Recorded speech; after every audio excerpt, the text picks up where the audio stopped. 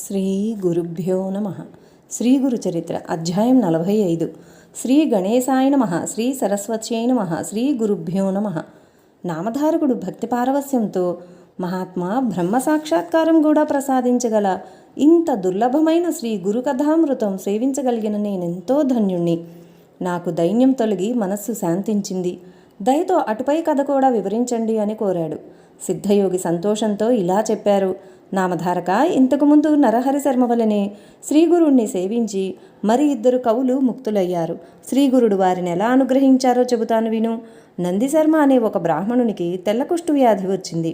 అతడు ఆ బాధ తొలగించుకోవడానికి తులజాపురం వెళ్ళి అహర్నిశలు తదేక దీక్షతో భవానీదేవిని 3 సంవత్సరాలు ఉపాసించాడు. ఫలితం కనిపించకపోయేసరికి అతడు ఒకసారి 3 రోజులు ఉపవాసం చేశాడు. 3వ నాటి రాత్రి జగన్మాత అతనికి స్వప్న దర్శనమిచ్చి చందలా పరమేశ్వరిని ఆశ్రయించమని చెప్పి అంతర్ధానమైంది.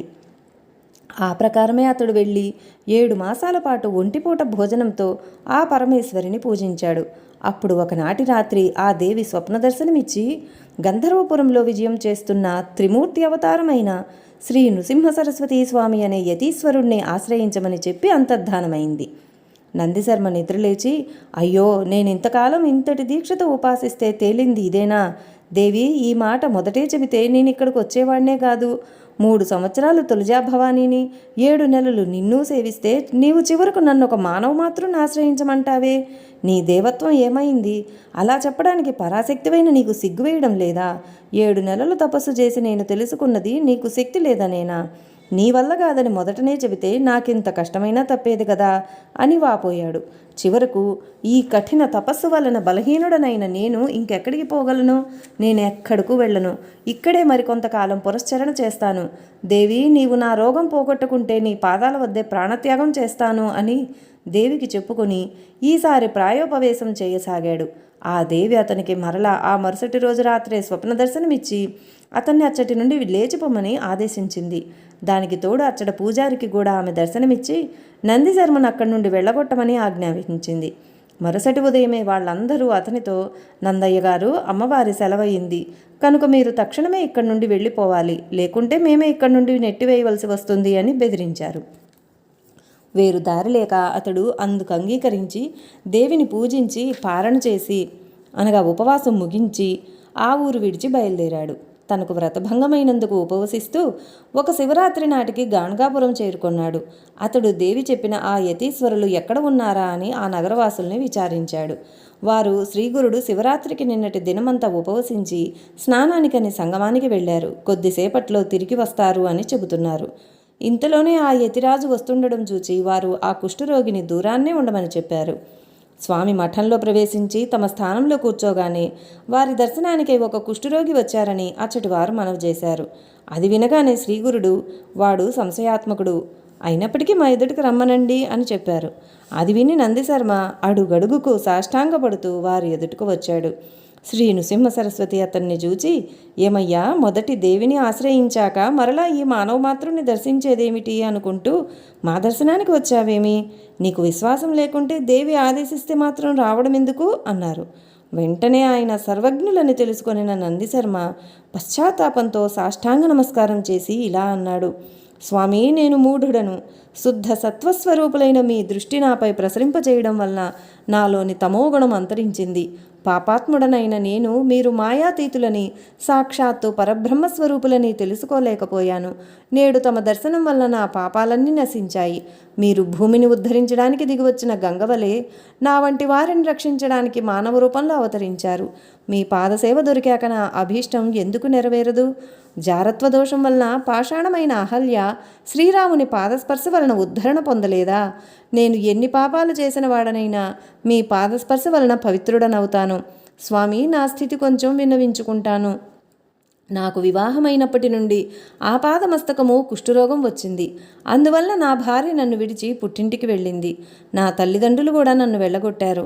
నేను దిక్కులేని వాడనై ఆ జగదాంబను ఆశ్రయించి ఉపవసించినా నా పాపం నశించలేదు.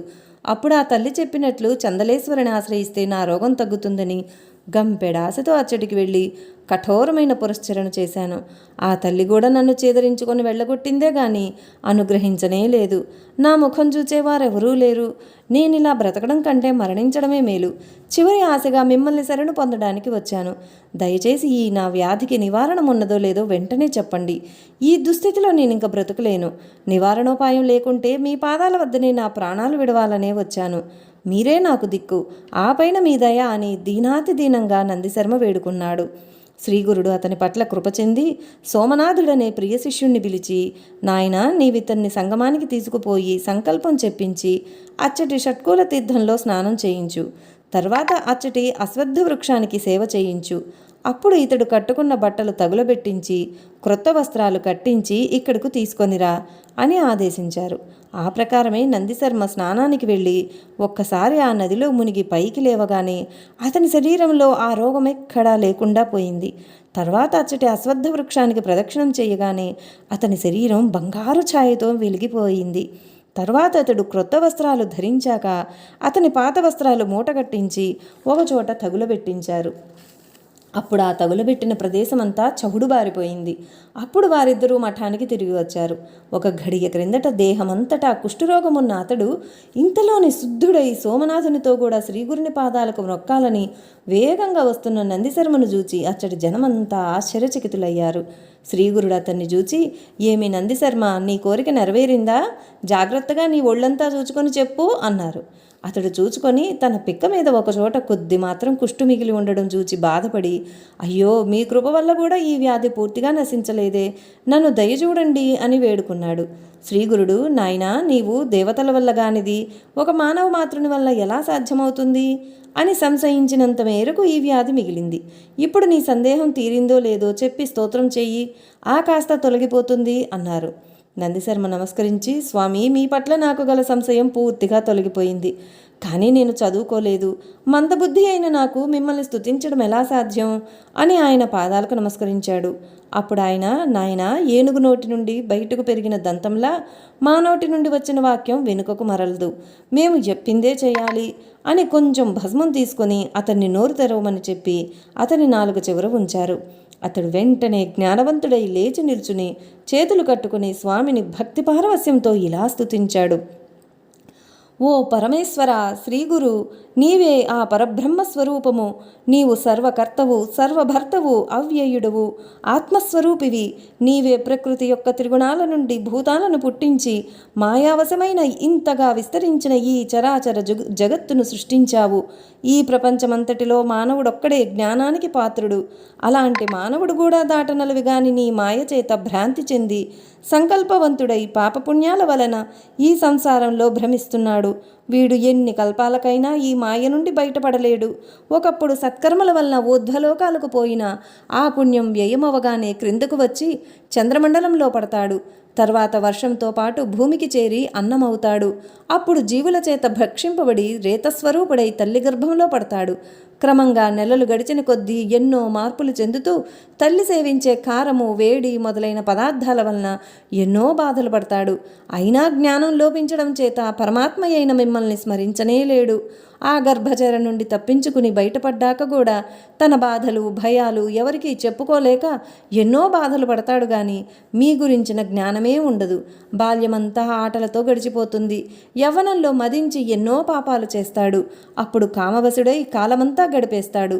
వృద్ధాప్యంలో బలం క్షీణించడం వలన వ్యాధులు, సాంసారికమైన చింతలు అతనిని తలమునకలు చేస్తాయి. వాటి వలన అంతిమ క్షణంలో కూడా మిమ్మల్ని హృదయపూర్వకంగా స్మరించనైనా లేడు. నేను కూడా ఇలానే మాయలో పడి ఎంతో కాలం మిమ్మల్ని స్మరించలేకపోయాను. ఇటువంటి ఘోరమైన సంసారంలో చిక్కిన నాకు ఇప్పుడు మీ దర్శనం లభించింది. మీరు నరరూపం ధరించి ఈ విశ్వాన్ని తరింపజేయడానికి అవతరించిన విశ్వపాలకులు. అజ్ఞానాంధులైన పామరులు మిమ్మల్ని గుర్తించనైనా లేరు.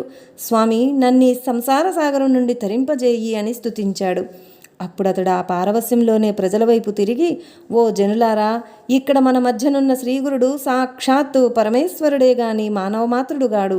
వీరి దర్శనం వల్ల నా పాపాలన్నీ దావానలం వల్ల ఎండుటాకులు భస్మమైనట్లు నశించిపోయాయి. వీరి పాదస్పర్శ వలన బ్రహ్మచే వ్రాయబడిన నొసటి వ్రాత కూడా మారిపోగలదు. పెన్నిది వలె నేడు మనకి ఈయన లభించారు. అయినా మనం ఈయన్ను గుర్తించలేకున్నాము. ఆత్మశ్రేయస్సు కోరుకున్న వారందరూ ఈయన్ను భజించి ధన్యులు కండి. ఈయన మహాత్యాన్ని నేనెంతని వర్ణించను? వాక్కుకు మనస్సుకు అతీతమైన ఈయన మహిమను వర్ణించబోయి వేదమే మోగబోయింది అని ఇక నోట మాట రాక ఆనంద భాష్పాలు కారుస్తూ నిల్చుండిపోయాడు. అతడు చేసిన స్తోత్రానికి సంతోషించిన శ్రీగురుడు అచ్చటి వారితో, ఈ బ్రాహ్మణునికి కవీశ్వరుడు అని బిరుదిస్తున్నాము. నేటి నుండి అందరూ ఇతన్ని కవీశ్వరుడనే పిలవండి అని చెప్పారు. ఇంతలో తన పారవస్యం నుండి తెప్పరిల్లిన నందిశర్మ తన శరీరం పరిశీలించుకున్నాడు. అంతకుముందు మిగిలిన కొద్దిపాటి కుష్టి కూడా మాటుమాయమవడం గమనించి సంతోషంతో స్వామికి నమస్కరించాడు. నాటి నుండి నందిశర్మ శ్రీగురుని సేవిస్తూ ఆయన మహత్యాన్ని కీర్తిస్తూ స్వామి సన్నిధిలోనే ఉండిపోయాడు. ఇటువంటి కవీశ్వరుడే మరొకడు కూడా శ్రీగురుని సేవించి తరించాడు. శ్రీ దత్తాయ గురవే నమః. శ్రీ శ్రీపాద శ్రీవల్లభాయ నమః. శ్రీ నృసింహ సరస్వత్యై నమః. జై గురుదేవ దత్తకు జై. శ్రీ గురు చరిత్ర అధ్యాయం 46. శ్రీ గణేశాయ నమః. శ్రీ సరస్వత్యై నమః. శ్రీ గురుభ్యో నమః. నామధారకుడు స్వామి శ్రీగురుని వద్ద మరొక కవిశేఖరుడుండేవాడంటిరి కదా. అతడెవరు? అతడు శ్రీగురునికి భక్తుడు ఎలా అయ్యాడో, ఆయనను ఎలా సేవించాడో దయచేసి వివరించండి అన్నాడు. సిద్ధయోగి ఇలా చెప్పనారంభించారు. శ్రీగురుని అనుగ్రహంతో అద్భుతమైన కవితాశక్తిని పొందిన నందిశర్మ కీర్తి ఎంతగానో విస్తరించింది.